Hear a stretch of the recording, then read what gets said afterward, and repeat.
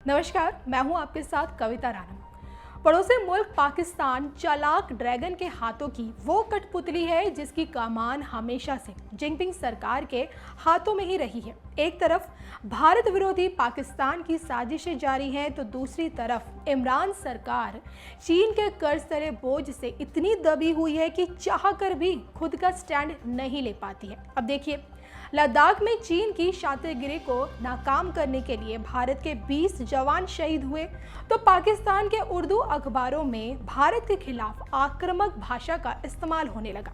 Headlines में छपने लगा कि भारत ने चीन के साथ संघर्ष में अपनी नाक तुड़वाई। वहीं भारत चीन के सीमा विवाद में कूदी पाकिस्तान सरकार भारत विरोधी बयान देने में लगी हुई है।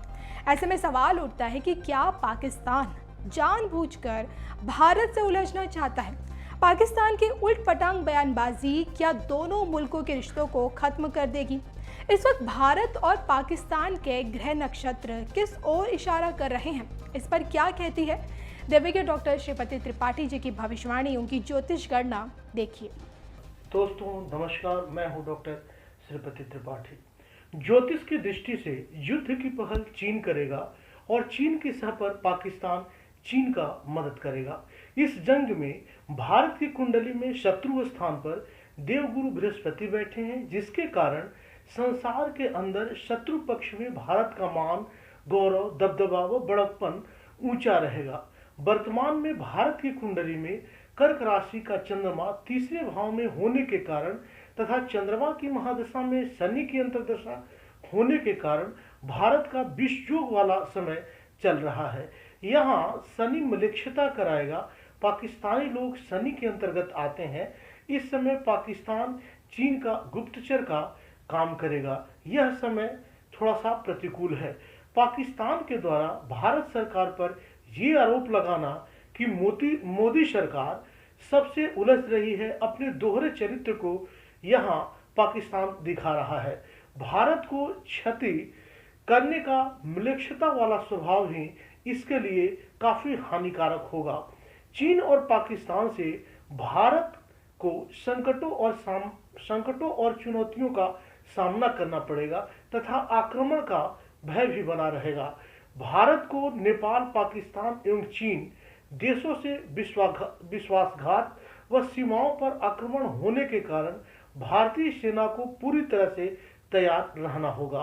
भारत, चीन और पाक सीमा पर गोलीबारी होगी। गुप्तचरों से भी विदेश नीति को बहुत चुनौती मिलेगी।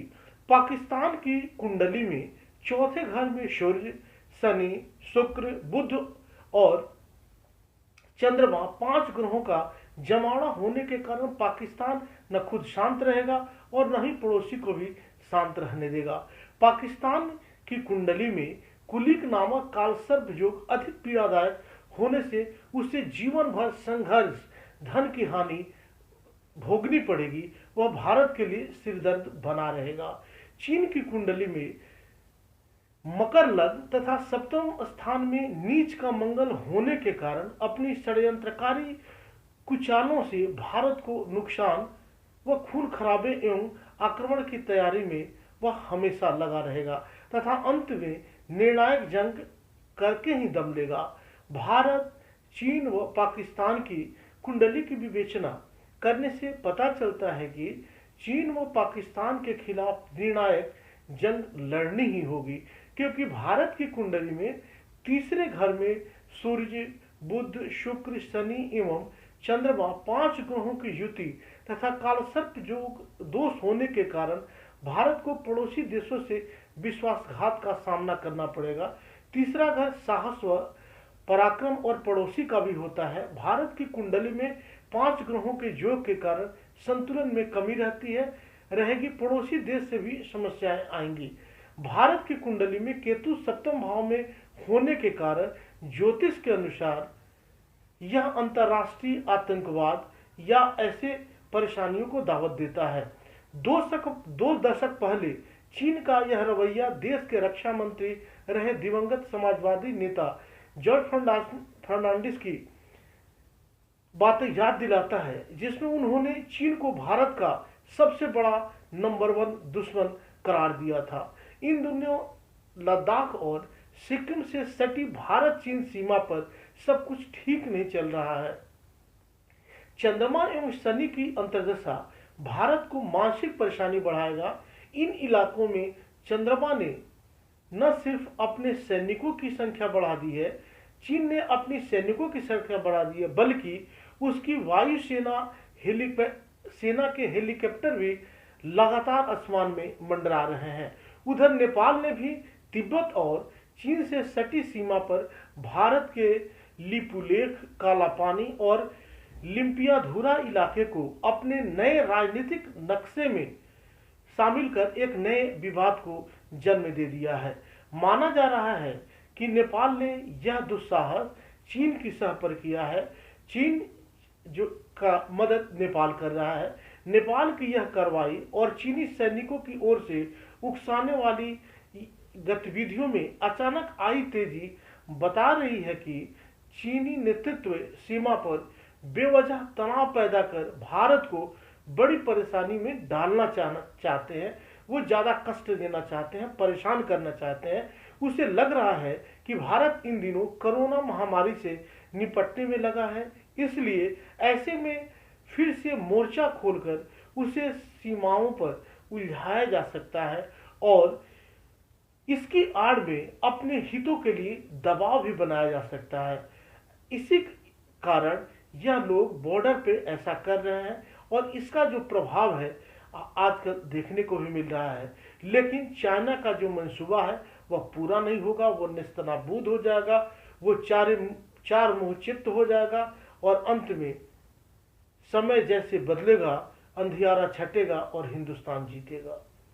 नमस्कार, जय हिंद। भारत माता के वीर सपूतों ने गलवान वैली में हमारी मातृभूमि की रक्षा करते हुए सर्वोच्च बलिदान दिया है। मैं देश की सेवा में उनके इस महान बलिदान के लिए उन्हें नमन करता हूं। उन्हें कृतज्ञतापूर्वक श्रद्धांजलि देता हूं। दुख की इस कठिन घड़ी में हमारे इन शहीदों के परिजनों के प्रति मैं अपनी संवेदना व्यक्त करता हूं। आज पूरा देश आपके साथ है, देश की भावनाएं आपके साथ है। चाहे स्थिति कुछ भी हो, परिस्थिति कुछ भी हो, भारत पूरी दृढ़ता से देश की एक एक इंच जमीन की, देश के स्वाभिमान की रक्षा करेगा। भारत सांस्कृतिक रूप से एक शांतिप्रिय देश है। हमारा इतिहास शांति का रहा है। भारत का वैचारिक मंत्र ही रहा है, लोकाः समस्ताः सुखिनो भवन्तु। हमने हर युग में, पूरे संसार में शांति की, पूरी मानवता के कल्याण की कामना की है। हमने हमेशा से ही अपने पड़ोसियों के साथ एक कोऑपरेटिव और फ्रेंडली तरीके से मिलकर काम किया है। हमेशा उनके विकास और कल्याण की कामना की है। जहां कहीं हमारे मतभेद भी रहे हैं, हमने हमेशा ही ये प्रयास किया है कि मतभेद विवाद न बने, डिफरेंसेस डिस्प्यूट्स में न बदले।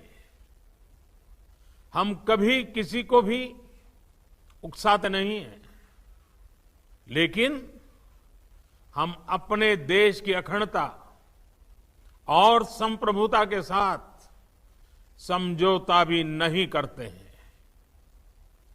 जब भी समय आया है, हमने देश की अखंडता और संप्रभुता की रक्षा करने में अपनी शक्ति का प्रदर्शन किया है, अपनी क्षमताओं को साबित किया है।